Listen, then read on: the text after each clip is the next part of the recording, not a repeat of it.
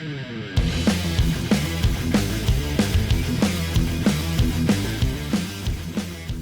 evening and welcome to the Schaftlein Report. I'm Joe Visconti sitting in tonight for Mark Schaftlein. We've got a great show for you. I've got a good friend in the Connecticut media for years. I'm going to bring him right on right now. We're going to jump right into this. He's in New York. He's in Connecticut. So all of you folks across the country that aren't suffering as we are in this blue Northeast can get an idea of what's happening in the media, which you see nationally across every issue that we've been dealing with. George is a veteran reporter, and I'm gonna have him plug his own credentials because they are limitless. George Colli. Mr. Joey Visconti, it is great to be on with you. I really appreciate you inviting me. Let's give a little background of what you've done in media, because today we're going to talk really about the ethics, journalism, and on every issue, every political policy, why we all in America are seeing it blow up. But you were inside NBC, you were inside network news. Sure. I started my career mostly working as a television reporter in Connecticut, investigative and political reporter, hosted a Sunday morning political show for the NBC affiliate in Connecticut, worked for the Fox affiliate and wrote for the Hartford Courant. Also worked for WTNH, the ABC affiliate in Connecticut as their chief investigative reporter. Spent a couple years for the Cox Media Group in Washington, D.C. I was a White House and congressional correspondent in 2016 and 2017. Certainly an amazing time to be a reporter in Washington, Joey, as you remember. And then when COVID hit, I decided to try to go out on my own, try to start my own thing up. So right now I have gcolli.com. That's GCOLLI.com. And I got a few different things there. There's videos, YouTube shows, podcasts. There is a news aggregate site that's focused mostly on Connecticut, New York, and national issues. And I also have G. Colli Investigates, which is a new portion of the site where some articles in getting back into the investigative work. What I've really tried to do is I'm trying not to be like any other media organization. My theme is government and media watchdog. What is the government doing? What is the government saying it's doing? And how is the media covering it? And as you know, Joey, seeing what the government's doing, what it's saying it's doing, and how the media is maybe not covering it here in Connecticut and in New York City, it's certainly given me a lot to get out there and talk about. And just in this last week, from what's going on in Connecticut, what's happening with what is now no longer an immigration crisis in New York City, it's really a humanitarian crisis that we're seeing. I'm sure many people, no matter where they are in the country, have probably seen some of the videos outside the Roosevelt Hotel in Midtown Manhattan. This is a hotel that was shuttered maybe about 3 years ago that's been turned into basically the place where anybody that's getting brought in to New York City, whether it be from Texas or from Florida or from anywhere else, that's where they need to sign in to get processed, to try to get some housing or to try to get into a shelter here in the city. New York, it's been about 100,000 asylum seekers and migrants that have come into the city in the last few months. I think it's 56,000 that the city of New York are putting up right now in either hotels, in apartments, in gymnasium type shelters. Eric Adams coming out last week and saying, there's no more room at the inn. And so this is really coming to a head. You're seeing New York's government, which is a sanctuary city, and they certainly ran on that, are now begging the Biden administration to do something with this immigration crisis that's happening on the border, because it's really going to be a neighborhood by neighborhood issue here in the city. Now, we could get about this as the day goes on, Joey, but I live right across the street, literally 90 feet from home plate to first base, from one of the gymnasium immigration shelters. There's 400 migrants that are living there. At this point, mostly men, and they're from everywhere, whether it be from South America, from Latin America, from Africa, from Europe. You're seeing a lot of people from Senegal, a lot of people from Turkey, a lot of people from Sudan. You're seeing people from Venezuela, from Colombia. I've gotten to know many of them. And I believe this, as I've gotten to know some of the people here, especially some of the Latin Americans, the Colombians and the Venezuelans, they've been starting to come to church with me. There's a group of about 60 or 70 over the last month or two that have walked, across the city to go to church. They're here for the right reasons.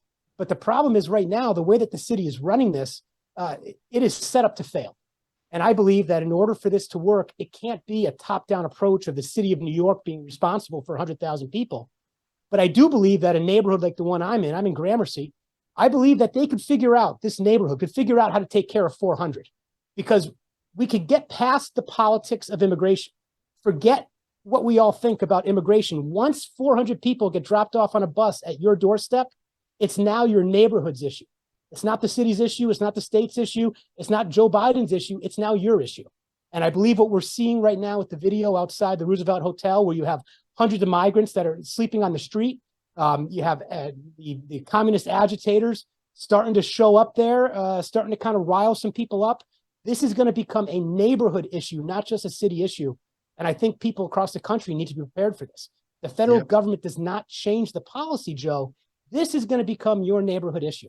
And you've got to decide how to take care of people, their most basic needs. And here in New York, they are giving them shelter in most cases. They are giving them water. They're giving them snacks, but there's not basic food. The city of New York is making it impossible for these people. They're bringing them in, they're housing them, but they're making it impossible for them to find work. And so I think at this point, we need to have an honest conversation, not only about fixing the national immigration policy, not only about fixing about what's going on at the border, but you've got to figure out on a neighborhood level how you're going to respond when all of a sudden the bus stops at your door. Yep. And for the viewers out there and listeners, I'd just like to let you know that George, his family were Democrats or are Democrats. So he comes from the other side of the aisle. But when I ran for governor in Connecticut in 2014, George was the one I trusted out of all the media that I could go to and have an honest conversation, keep things off the record, talk about the issues, and really get solid. He was an investigative journalist, but he really covered a lot of the governor's race that year. And it's very hard to get questions asked, and not just digging investigative, but really, really ethical questions about the issues. You see all of these news outlets across the country, and you've seen it for years, just parrot the talking points that they're manufacturing. Today they're parroting one where Hunter Biden had the illusion of bringing Joe Biden in. Now every news outlet, Reuters, Associated Press, The Hill, New York Times, same words. You've seen it all before in the TV shows, parroting the exact same line fed to them by the Democrat Party. And so it's disheartening for the public to see that they want to turn to find the truth or someone they could trust. George is that guy. I've known it for years. He's that kind of guy who's going to tell you straight. He's going to tell you right. I'm glad he's in Manhattan right now because he is really a New Yorker. I am kind of too. We got stuck in Connecticut. I don't know how we were born here, but we definitely belong in Manhattan to bring some conservative, or let's just call it ethical reporting on the issues and let the public decide. Well, I mean, that's the one thing that got me. I still focused obviously on Connecticut, still spent a lot of time in Connecticut. But for anybody that's kind of paying attention to what's going on in Connecticut government, and what's happening in New York City government, I mean, it is not a Democratic-led government here in New York City. It's a socialist and communist-led government. They aren't hiding that anymore. And what happens in New York, when New York's communists sneeze, Connecticut gets that cold, Joey. Yeah. And so the idea is paying attention to what they're doing here in New York City to almost be, I don't mean to pump myself up. This is probably too much of an exaggeration. But to be almost Connecticut's Paul Revere, hey, you want to take on these policies? Look and see what's happening with it. You want to see what Alvin Bragg type policies are doing to the city of New York before it hits Bridgeport, before it hits New Haven, before it hits Hartford? Let me show you. And yeah. I think that people are starting to see it. One of the things that I really tried to do is, as I started off my own company here, is to give people across the country, when I started this 2 years ago especially, it's okay to speak up. People were shamed in speaking out. Your job was at risk if you spoke out. You had your social media accounts, suspended, censored if you asked basic questions. And I believe that if we're going to fix anything in this country, it starts with the ability to speak up against it, to question your government. And if the government is pushing back on you, you know what? That's when you got to push back harder. And one of the other issues that you're working on now, and you've been pushing this for, I think, at least 2 weeks, it's the duplicitous, it's the double standard of Democrats. That's really what's getting, or the media covering for the Democrats. Let's call it that. There's one right now with our governor in Connecticut, Governor Ned Lamont, and his team, when Bob Stefanowski, a Republican, ran against him for the second time last year. Bob was working, doing, business work, monetary work, financial work with the Saudi government on this huge Green Deal thing. It was his day job. I mean, he's very wealthy, but he has an expertise. Well, they labeled him Saudi Bob, and the Democrats got on him, the media got on him all day, 24/7. I'm going to let George take it right from here. What happened in the last couple of weeks after the Saudi Bob last year as a Republican? Tell the public. I'll certainly give, and I think wherever you are in the country, you've seen these headlines of Democrats criticizing anybody that does any work with the Saudi Arabian government. Now, before I get onto this, I want to make it very clear. Can we question Saudi Arabia's human rights? Absolutely. I mean, I think that's what America is supposed to do. But Saudi Arabia is also one of our most important allies in the world right now, at a time when we're right on the brink of potentially World War III. In Connecticut, Saudi Arabia is heavily involved in Connecticut's defense industry. Sikorsky, building helicopters and aircraft, and Pratt and Whitney. There's big Saudi contracts that the state of that is important to the state of Connecticut.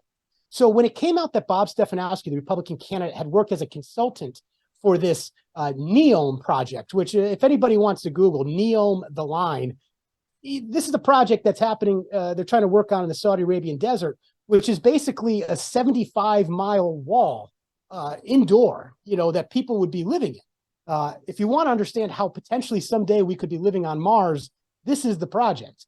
So Bob Stefanowski was working as a consultant on that project. Now, if Bob Stefanowski won the gubernatorial race, he wouldn't have considered to get paid as a consultant for Saudi Arabia. It's not only Bob Stefanowski, but so with all the criticism Stefanowski got, you saw the lieutenant governor come out and talk about divesting any state money with Saudi Arabia. You had the governor say that Bob, it really raises serious questions about his judgment. You have Chris Murphy, the U.S. Senator from Connecticut, pushing in the U.S. Senate to try to divest all military aid to Saudi Arabia. You've got Senator Blumenthal, who certainly everybody I think that listens to this audience is well aware of, that is holding hearings this month on the Live PGA Golf Tour merger, trying to figure out how much money Saudi Arabia is putting into that. So while all of this is going on, we've learned about 2 weeks ago that the First Lady of Connecticut, Annie Lamont, who is a billionaire venture capitalist in the healthcare and financial technology world, that her company is partnering with and is invested in by the Saudi royal family sovereign wealth fund, by the venture capital arm of that, called Sanibel Investments. So when we first put this out, it went about 10 days and it was complete code silence in Connecticut. Nobody in the Lamont administration was responding about this partnership. Nobody was saying when the deal was made, how much money was given.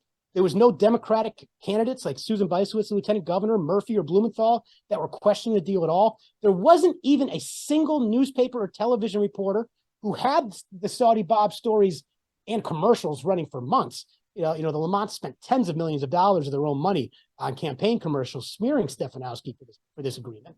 And so all this came out in the last few weeks, and it was complete code silence from the media.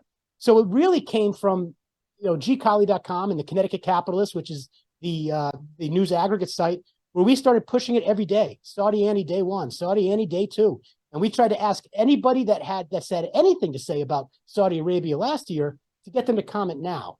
Well, over the last few days, finally, some of the media is starting to pick up. CT News Junkie, which is an independent news organization that covers the Connecticut Capitol. They wrote an in-depth article. Kevin Rennie, who is a blogger and a writer for the Hartford Courant, also wrote an article a few days ago. The only place that you're really hearing about this is Connecticut radio. A lot of the callers calling into AM radio and conservative radio, the hosts are pushing it. So this is just getting going, but it's a perfect example of the hypocrisy that we're seeing on so many issues across the country. What's good for thee, but not for me. Almost anything that you see Democrats accuse Donald Trump of, you can be almost sure they're doing it themselves right now. And this is just another perfect example of how it's happening on a local level. And Connecticut is really on the front lines here of the socialist push. And I think we're seeing what these socialist-run governments are really all about. It's about shaming. It's about the propaganda. It's about the movement. And it really isn't about truth. It really isn't about transparency. And I think people's eyes are finally being open to it right now, Joe. Yeah, and if you take a look on Twitter at the Democrat National Party or their different arms, you'll see while Hunter Biden and Biden Joe are going through all this nonsense, these things that they have done and committed, you'll see them to have no shame. They're just pushing out, and in Connecticut, it would be Governor Lamont did this. It would be Joe Biden, his administration did that. And they just push out their propaganda. They never stop. They have no shame. They don't care. They realize, almost like Donald Trump, that they just keep hitting. And that's why they hate Trump, because he does what they do. He hits and he hits and he hits and puts it right in your face offensively, politically offensively, these issues. And this is why they hate him so much, because they get a dose of his own medicine. But this has been happening to Trump and the Trump administration since it began. But also, this happened with McCain. This happened with Romney. This happened with George W. Bush. Goes way back. I was on a ballot when Bush was president for Congress against John Larson, and I toured, my whole district, and was crucified by the Democrats. Bush lied, thousands died. They were not easy on W. No more evil and hateful as they are with Trump. This is something the Democrats do. It's poisonous, and they get their poison lefties out there. No matter Romney, what do you call it? A basket full of the interns or something, or a drawer, or whatever it was he said. Could you imagine, Joey, if the biggest scandal for Republicans right now was the name of your wife's horse? Yeah. I mean, yeah. That was the end of the world. I mean, Right. And Romney had a horse. They took him. He had a garage for his car, elevator. And they just, everything they did to him. And then he turns around because he can't take the heat. He basically turns to a Democrat. Same thing, McCain could not take the political heat, the political beating that you take in the media by the unimedia. And this is why, when I got the call today to kind of work with Mark and the show, I said, you know what, let's get George out of it, because I really believe what you and I talked about earlier. It's going to be individuals. You may have warts and all. It's going to be the individual who gets out there freely, opens up his sports coat, says, here's what I got. Here's who I am. You're not running for office. They can't beat you up. I mean, CNN had one of their reporters as an attorney that did some sexual stuff right on camera, and they brought him back. I mean, come on, could you imagine that? Bill O'Reilly or anybody, and Fox being brought back? So they have, I call it double standards. They have no standards. And here's the problem that I worry about. The public that supports them, and also themselves, it's almost like they have no conscience. To have no shame, you have to have no conscience, to be able to put some kind of like firewall up where when this comes up, you don't see it. And so it starts to make you wonder, at what point will the policies that they report in the non-ethics turn into, they become blind? It's like you're in a cave forever. You can't see the light anymore. A lot of people talk about, especially here in the Northeast, that politics is Red Sox versus Yankees. Right? You got to take one side or the other, and you just got to fight to death. But even Red Sox and Yankee fans boo their own team when they're doing that. I mean, I think that our politics need to be a little bit more like Philadelphia. You need to boo Santa Claus if they're doing something wrong. And we're just not seeing that right now. You need to hold your own accountable. I mean, I think that that's what you're seeing. I mean, you need to be able to hold your own accountable, and that's not happening. All right. That's I said that to the Democrats. I tell Democrats, clean your own party up, bring it back to center where you want it to be. I was in New York last week. I went to see Robert Kennedy Jr. And the audience was, I mean, it was like the Morton Downey show or Jerry Springer, the people that were plants in the audience that got up F-bombing him. And it was just horrible. It was a small audience of a few hundred people, but he did good. He was on Sean Hannity that evening for the town hall. But, the third party candidate, he's not even third party. He's just a candidate. He was just last Friday. Robert Kennedy tweeted that a junior that he was denied Secret Service protection. Where they inaugurated that after his father. Because of his father. And so you can't get it. You're 20% in the polls and you can't get it. So we're seeing the Democrats with Kennedy right now really taking a look at, he's not Bernie. And even if he doesn't win, they've got to look in the mirror, and they don't want to look in the mirror. No. And every party, no matter where you are, what you belong to, really has to look at your party, what it stands for, what you believe in, and don't just go with the party and vote with them if it's against your morality. I got to say morality. And that's really what it is. I mean, it's taking a step back to the Ned Lamont Saudi Annie story here. It doesn't appear that anything they're doing is illegal. It may be unethical. We don't really have enough answers yet. And determining whether or not it's immoral is really up to you. But you at least need to ask yourself those questions. I mean, Ned Lamont is trying to say that he did not know that his wife partnered with the Saudi royal family. Now, we don't know how much money. It was in the millions, the tens of millions, the hundreds of millions, the billions.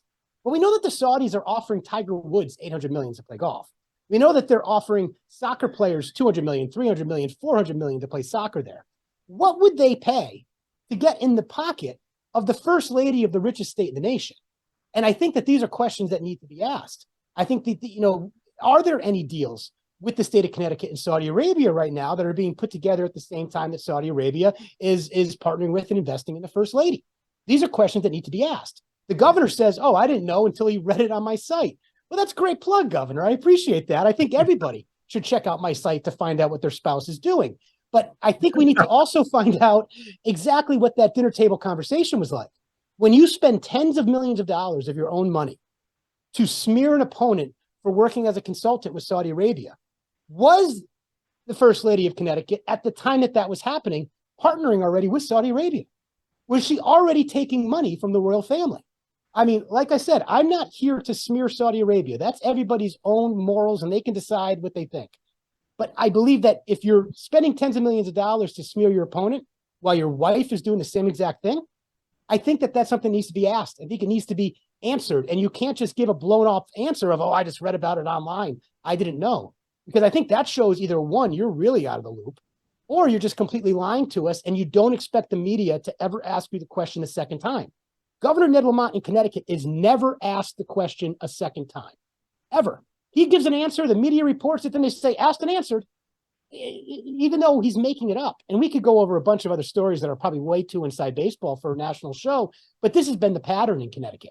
So why is it that the media is doing it? It's important because you've been around long enough, as I have, to recognize that what they do in Connecticut, the Constitution state, with the governor now going on 16 years, that's 4 cycles, that could bless any policy that they want to export nationally. They clear it here. Blumenthal, Murphy, the Democrat machine, they clear it legally at every step. They focus it, group it, they wordsmith it, they get it really down here. And not in Massachusetts, not New York, not even Chicago or California. They do it right here where they have complete control of the government, and the Republicans fight all the people like ourselves who are not, shouldn't be vigilant. We're just regular Republicans, but they're not, because so many of them are working in this small state for the big businesses. Very, very small state. They're working at the state capitol, or they're working for a company that's working under the state or federal contract, law firms, insurance. So all the people that could speak cannot speak. So you end up with just Trumpers, Tea Partiers, people they can easily label tinfoil hats, except for today. I mean, all the tinfoil hats I was accused of wearing, I'm on the record all the way back, YouTube and all that. It happened. They did it. They're doing the fedoras, Joey. Those tinfoil hats turned into a fedora in the time it was said and done. They don't want people around that have been around for 20 years because they know, like a priest, all their sins. And I'm not a priest, so I can say them, but they don't want to be reminded. And it gets back to the memory. It really gets. This is a psychological problem. And last week I did this program for Mark Schaftlein, and I discussed, did America have a nervous breakdown? Did it have really a nervous breakdown after what it's been through with Trump? Because listen, the Democrats had a hard time with Trump, and then it hit COVID, and then we got potential World War III. In this week, I would ask a different question. After the nervous breakdown, what is America going through today? I mean, I really think, I'm concerned because Biden isn't controlling the country, that the military is, and the military right now is running America's running the world on its own, and men behind the men. So this isn't tinfoil. I can see not far in the distance that, nuclear warhead would go off somewhere in Europe, or in Manhattan. This is the kind of thing that occurs when there's a problem in one part of the world, like the Trade Center will hit. Again, it's not conspiracy, not trying to get people afraid, but we are really, and the media is keeping a lid on it as though, as you can talk about nothing that's really happening, the reporting is happening. Ukraine's winning the war. No, they're not winning the war. If they were winning the war, it would be different. So I'm really afraid for the world right now that nobody's in control except for some bad players.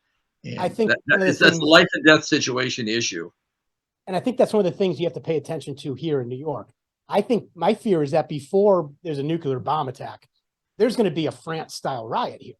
that you're going to have these agitators and you're going to have these communists out of Brooklyn that are just anarchists, that are just, they're not Democrats or Republicans, really. I mean, they're just trying to bring down the government as we know it.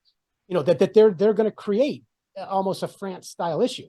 We are one, I don't want to say this flippantly, but we're one police shooting of a migrant away from what happened in France, or may still be going on in France. It's been completely shut out, a media blackout. And to speak to what you had said about Connecticut, so your audience understands, Connecticut voters have voted Democrat in every single state and federal election since, 2010? Yeah. So every congressional race, every Secretary of State, Treasurer, Comptroller, Governor, every single race has gone Democrat since 2010. House and Senate too. Super majority in the House, super majority in the Senate, except for 1 year in 2018, where or 2016 to 2018, whatever it was, when Senate Republicans were able to have a tie in the Senate, and it was still a Democrat lieutenant governor that could break it. So the biggest problem that I'm seeing in terms of any sort of opposition party in states like Connecticut or states like New York is that there is no opposition party. In Connecticut, there hasn't been a single elected Republican who has spoke out and criticized Annie Lamont and Ned Lamont for these deals or any deals in the 5 years that he's been governor. There is no opposition party. And so you have those that are leading the party, ignoring those of us. And I don't mean to say this. I mean, I think that I align right now, certainly more with Trump voters or DeSantis voters or Robert F. Kennedy voters than most journalists. But I'm not a Democrat or a Republican. I mean, I look at myself as an unaffiliated. And if it was a supermajority of Republicans in charge, I'd call them out too. My job as a government media watchdog is to call out those that have the power. And in this state and in Connecticut, it's only one party. And so I just think that we're at a point where there is no opposition. And you're seeing what happens in states like California and states like Illinois and in Chicago and states like New York and states like Connecticut. Now, again, in states like Massachusetts, what happens when there's no opposition party? And I think that people need to really start to dig in and get off of TikTok for their news, get off of some of these other places that are just spreading propaganda, and really figure out what's happening in your neighborhood, in your city, in your state. Because it's going to be too late when all of a sudden the 400-person immigration shelter shows up on your street if you're not ready for it. Yeah, and Connecticut is a sanctuary state. When I ran against Larson for U.S. Congress, that's when New Haven was a sanctuary city. Harvard became a sanctuary city, and and this is an issue that I talked about. I think it was last week or a couple of weeks ago on a different program, but it has to do with states' rights versus federal law. And federal rights. And the three issues I'm looking at, which are important, are immigration. Federal law says one thing, the states are doing another, as we can see with sanctuary status. You're looking at drugs, like them or not, it's against federal law to push the marijuana, and the states are doing it, like Connecticut and Colorado, et cetera. And then the third one would be your election laws. They're looking to do what they want with the election laws at the state level, in contrast to what the federal law says. So you have the destruction of federal law. Really, it doesn't mean anything anymore, and it's not enforceable with Democrats in control. They're never going to call it their own in their blue states, so they do what they want. And so when you're watching that divide occur, then there's no trust in government. And really where we are today, no trust in media, no trust in government, no trust in education. You go right down the line, those trust in medicine and big pharma, people just don't have any faith and trust. The people that do really are looking the other way. They don't want to know. This is too heavy. The problem with a lot of what we do, it is heavy. We're carrying the burden for people that don't want to know. So there's a lot of people we inform, but at the same time, those who don't want to know, because it's heavy. You're not going to have a good life. You're not going to have a fun life. You will have to act and do something if your conscience bothers you. But you got to be interested and pay attention for your conscience to bother you about the double standards. And really, psychologically, we're past nervous breakdown. I think we're now in denial. The majority of America is living in a denial state of denies. Let's just say a mosaic denial. There's things that are let through, or kaleidoscopes, but it's a denial state where because it can't act, and you don't want to personally feel bad about yourself, so you want to forget it happened to you. It's like you get shamed somewhere. You want to forget the shame, and right now they can't do anything about it. You can't fight back. So you want to forget, and that moves you into denial. And that's where and we're conscious, but we're in denial. It's not affecting your emotions anymore. It's one of the lines that I've been saying over and over and over here is it's time to stop pretending. It's time to stop pretending men can have babies. It's time to stop pretending that it's normal to have schools not tell parents that their boy is now wanting to be called a girl. We got to stop pretending that Joe Biden is Burisma and Ukrainian's own personal weatherman. Like, we need to stop pretending, Joey. Like, we need to face reality as it is. And that's it. And even if reality goes against your conservative or your moderate or your liberal approach, we need to look at reality. We've got to stop pretending. Well, and the reality is also based on money. And right now, and when we were raised, remember, I'm older than you, but little dime books, you put dimes and nickels in school and you leave them, teacher collects them you put money every week or, once a month in your little savings account. People don't believe, especially the young ones, that money doesn't grow on trees. They just think everything can be free. And why don't we just print it, socialism, and just spread it around and everything's taken care of? Why they don't believe that there's a limit? Because there isn't a limit. 30 trillion can turn to 50 trillion to 100 trillion. Nothing matters. There's no repercussions. Who's going to come to collect? So they have that ideology, that psychology. And with that, when they look at these problems, they ask government to throw money at it as a reason not to think. Well, just throw money at it. Yeah. Then they don't have to think about what we do. And all that money ends up, before it actually gets to those who need it, it gets cut up in 1,000 different ways to all of their friends, in nonprofits. But the headlines say it got there and it did good. Here's one of the things I want to take a step back to what you had said a few minutes ago about the states not abiding by federal laws.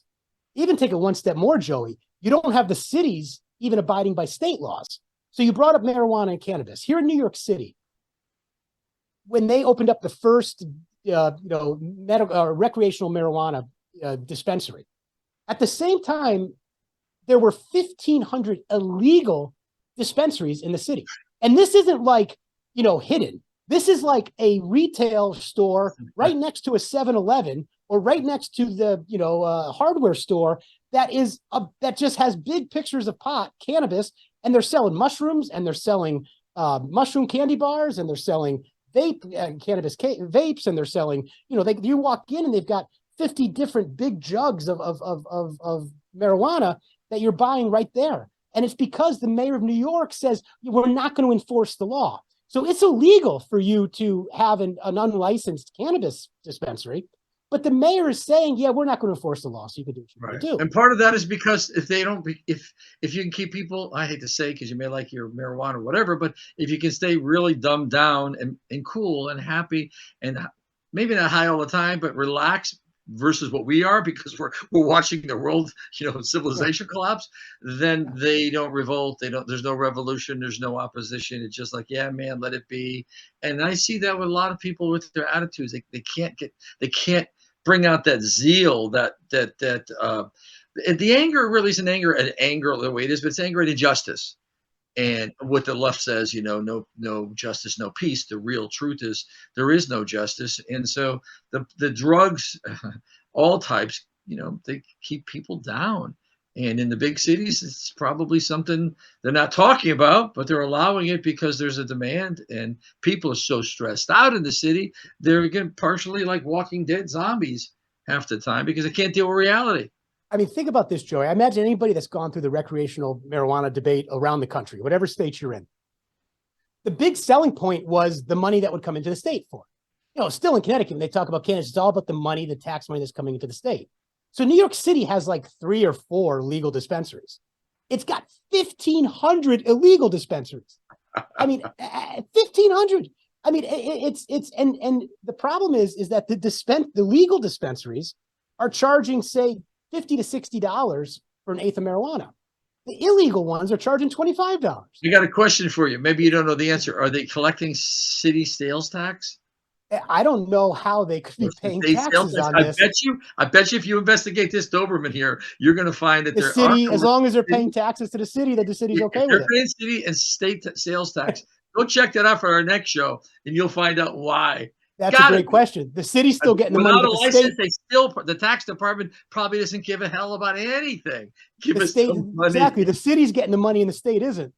Yeah, I mean, that's probably how it's going down. You apply for your revenue permit and you don't have a business permit, but you have one for sales revenue. Sales Yeah, is, it's incredible, Joe. I mean, and here's the thing. I mean, if they weren't looking us in the eye and saying something completely different, then you know what? We could actually have an honest conversation about it. But it's just they just seem to make it up, and the media yeah, just doesn't yeah. seem to dig Well, in. And it's almost every single issue that you see. I mean, well, it's it's going to be Trump getting indicted today or tomorrow, and that's going to be all over the news. yeah, And then half the media out there isn't going to even cover the latest on Hunter Biden. I mean, and so I don't blame people on the left for maybe being misinformed. I blame where they get their news.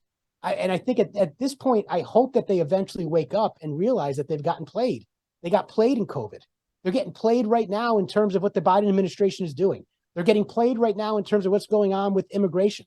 I mean, you can't legislate based on emotions and feelings. yeah, And I think that is one of the things in these progressive communist socialist run cities or states is that it's all on what could happen, woulda, coulda, shoulda, right? yeah. And it's not on what's actually happening in the street. And as long as they can get you fearful of what could happen, maybe you won't pay attention to what's actually happening when you walk outside the door. In Connecticut, Democrats swept last year and was supposed to be a red wave because their abortion was going to get taken away. It didn't matter that it was already written into state law to protect it in Connecticut. Yeah. It ended up being about if God, if you're in Connecticut and you have to drive through Mississippi one weekend and you can't get an abortion while you're there, you better vote for the Democrat. Like, I mean, it's just insane what people are falling for. But I think people have just tuned it out. Well, they need to. The Democrats need to bolster up and find reinforcement in their mental gymnastics and ideas, and so that they could feel good about sticking with their brand and their party. They're rationalizing things that everybody does when you have trauma, and their party's traumatized, but they don't feel it. They're anesthetized to it. Well, we're at 45 minutes, so I want you to quick. I know. I want you to pitch your website, some stuff quickly, so we can get this out there, because we got to get you in Manhattan. We got to get you really funded well to push out what you do as a Thank you. veteran investigative reporter. And I'll put this out there to anybody in your audience that's listening. Anything that gcolli.com, GCOLLI.com, subscribe. It's about $8 a month or $68 annually. That money goes to keeping the lights on, keeping the electric on, keeping this show running. Allows me to buy more equipment, to be able to go out and do more. Also at the ConnecticutCapitalist.com, there's a portion there at the top of the site where if you appreciate what I'm doing here and you want to donate, you want to contribute a little bit to the site, that'll go a long way. I'm looking for sponsors. I'm looking for advertisers.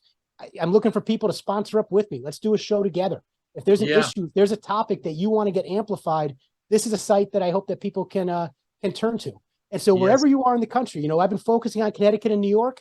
We're going to get into the national 2024 race. We're going to be interviewing the candidates. We're going to be trying to vet all candidates here on both sides of the aisle. Ask the questions that maybe aren't being asked. So if anybody out there, if you've got a little money and you believe in what I'm trying to do, I'll ask you, if you can, throw a few ducats my way. Come onto the website, follow it every day. Send me tips at George Colli on Twitter or on social media. I'm also on Truth Social at George Colli. And follow what we're doing every day. I believe what we're doing in Connecticut and New York is the frontline battle of the battle between good and evil. I mean, this is socialism versus not socialism. And it takes a few of us. We're getting censored. We're getting beat down by anybody that can, but we're staying strong. And so if there's anybody out there that believes in what we're doing, that would like to get involved in it, I would love to talk to you. I think that we can really start to change the way that people are thinking about things, that people are what news they're hearing, and potentially try to help people speak up in their hometown. That's great, George. And all those listening and watching out here, George is usually a month to two before any other media cycle on any issue. He gets it first. It's amazing. I've watched for years. And he puts it out there, and then the news comes around. I don't care what the issue is, national, local, regional. He's on it. He knows it. He's got an instinct to know that it works. So please visit his website and give him a hand, because he will be national at some point. I can feel it. Until we meet again, folks, here, thank you for watching the Schaftlein Report.